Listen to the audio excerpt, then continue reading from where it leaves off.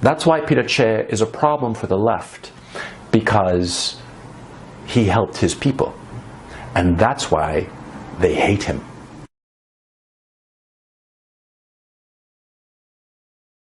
There are a lot of dictators in Latin America, military dictators. I mean, a whole bunch of them. There's Stroessner and Videla. I mean, like in Argentina, for instance, there was a period of time during the 70s and early 80s where they were swapping out military dictators every other week. And yet the left obsesses about Augusto Pinochet, the dictator, the only military dictator that Chile has ever had. Now, his government was from 1973 to 1990. And during his period as president, I mean, to hear it from a leftist, he practically mass murdered half the country. That's the picture you would get from the leftist media about Augusto Pinochet. And they keep on harping on the guy. The other day, I saw Jordan Peterson talking to some Channel 4 interviewer, right? And, she was talking about Lenin and Mao, and then she mentioned Pinochet in the same breath. As if Pinochet, in terms of what he had done, the abuses of human rights that he had committed, which he did, was equivalent to what Mao and Lenin had done, which is absurd, right? Why is it that the left hates Pinochet so much? There were so many military dictators in Latin America during the 70s and the 80s, and yet they focus on this one guy. Why? Why Pinochet? Why not Stroessner? Stroessner killed basically 20 times more people than Pinochet in his 30-odd year regime. Stroessner was a thief, a murderer, a rapist. He was horrible by any metric. And yet the left never mentions Alfredo Stroessner. They only mention Pinochet. Why? I always tell you guys, you have to ask the why question, because why explains so much. Much more than how or the what or the where. Why? Why is something going on? The left hates Pinochet for a very, very simple reason. You see, during his 17-year dictatorship, and it was a dictatorship, during that period of time where he did commit human rights abuses, and there were approximately 3,000 people were murdered by the Pinochet dictatorship, 70% of those in the first 18 months. So it wasn't so bloodthirsty. It was more at like the lines that at the very beginning, a lot of people were killed who were probably going to wind up being guerrilla fighters in a possible civil war. But that's for another conversation. Pinochet did a lot of things that were bad. But the problem with Pinochet is that he did a lot of things that were good. The Pinochet dictatorship outright said that it was a right-wing dictatorship. It didn't fuck around. It didn't pretend to be something it wasn't. It says, we are a right-wing dictatorship. And they implemented right-wing policies. Free market ideas of free movement of capital and free movement of labor, lowering tariffs and trade barriers, privatizing the retirement system, creating individual retirement accounts, privatizing the healthcare system and creating two parallel systems, one public for the poor and one private for everybody else, and a private system that is extraordinarily good, extraordinarily cheap. Look at OECD figures where Chile appears. It's among the most efficient healthcare systems of all the OECD countries and the cheapest for the consumer. Chile spends less on healthcare than practically any other OECD country. Compare that to the United States, which is the most expensive healthcare system of all the OECD countries. Pinochet did a whole bunch of things. For instance, Pinochet threw all of the Chilean oligarchy into jail in 1980-81. Yeah, there was a big financial crisis. A lot of banks did a lot of stupid shit, illegal shit. And Pinochet swept them all up, all of these oligarchs, all these people who owned these banks, and tossed them into jail. And, nationalized the banks, wiped out the shareholders, i.e. these oligarchs, and reorganized the financial system. And, went through, solved the financial crisis of 1980-81, which is a huge deal in Chile. And all of those oligarchs, I remember watching TV, and they were in this prison called Capuchino. And they were there, and they couldn't get out, and their lawyers would go in and out, and the press would be waiting, to interview them. And all of these oligarchs, these big names, the equivalent of, like, say, I don't know, Zuckerberg, Sergey Brin, Larry Page, all of these guys, Rockefellers, the equivalent of Rockefellers and the equivalent of DuPonts, they were all in jail. because the Pinochet dictatorship determined that what they had done was illegal and tossed them into jail, right? It didn't put up with, corrupt oligarchs. And that's why in Chile, the oligarchs have always hated Pinochet. That's a dirty little secret. But anyway, there were a lot of mistakes that the Pinochet government did, the Pinochet dictatorship did. For instance, there were a lot of murders that were, unnecessary and politically stupid. Okay? Not to mention, of course, immoral. There were a lot of measures that the government implemented that didn't work out in the end. But all in all, the Pinochet dictatorship improved the lives of the average Chilean citizen. And we can point to the statistics. By any metric, the Chilean people's lot improved between 1973 and 1990. By every single metric. Literacy, life expectancy, electrification, infant mortality, everything.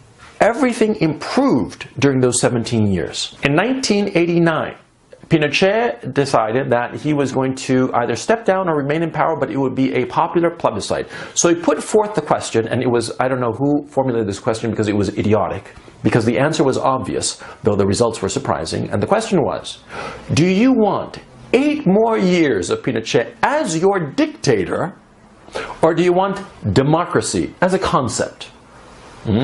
Think of the question. I mean, think how stupid it is, politically naive, because one of the problems with the Pinochet government, the dictatorship, was that they were politically naive and they never cared much about optics. They never quite understood how to manage optics, unlike the left.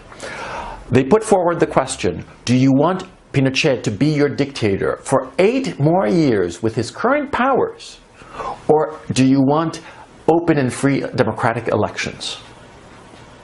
Unsurprisingly, Pinochet lost.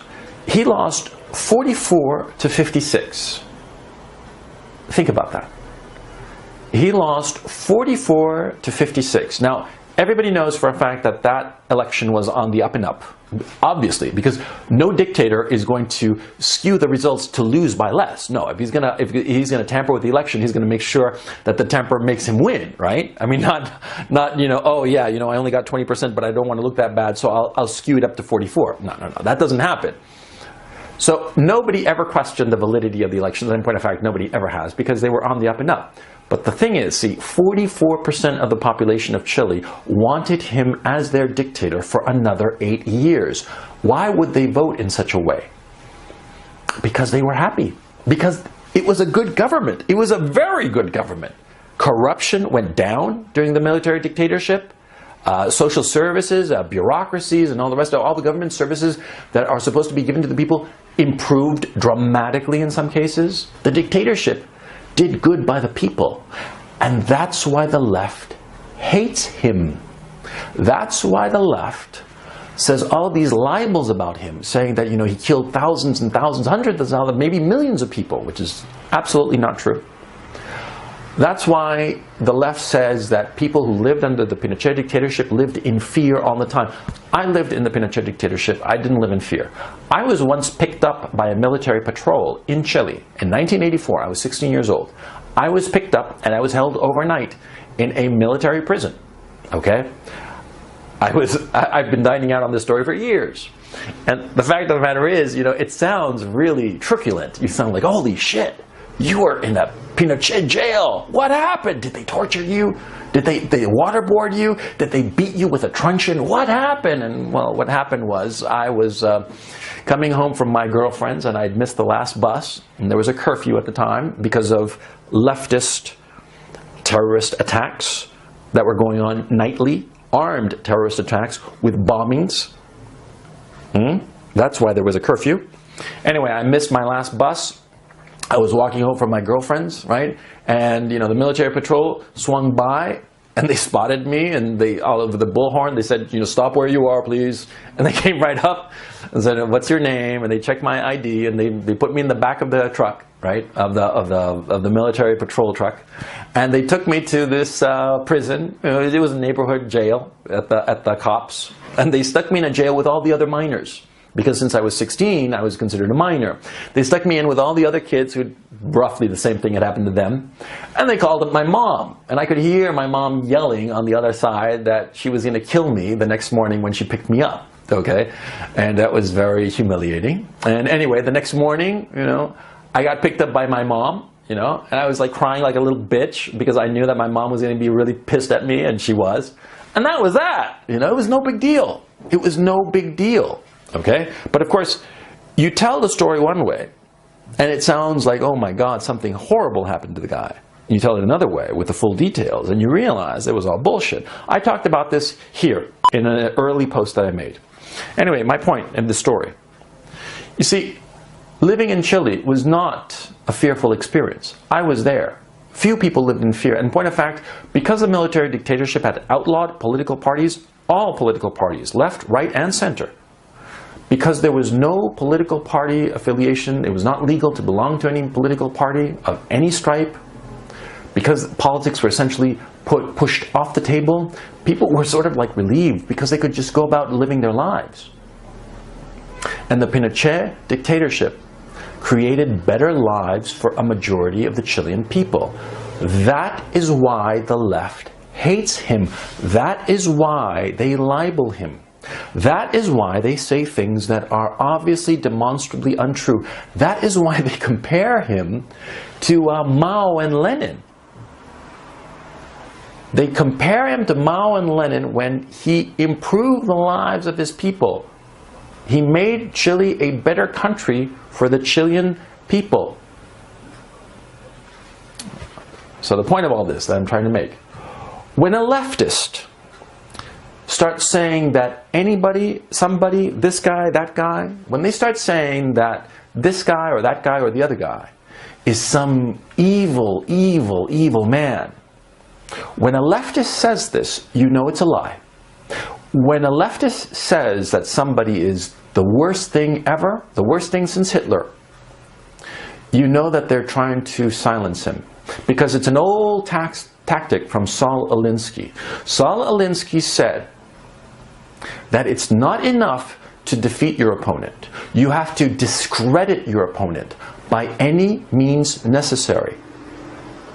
You have to discredit your opponent and say any lie about him, any libel necessary for him to be completely shoved off the stage. You have to disqualify him.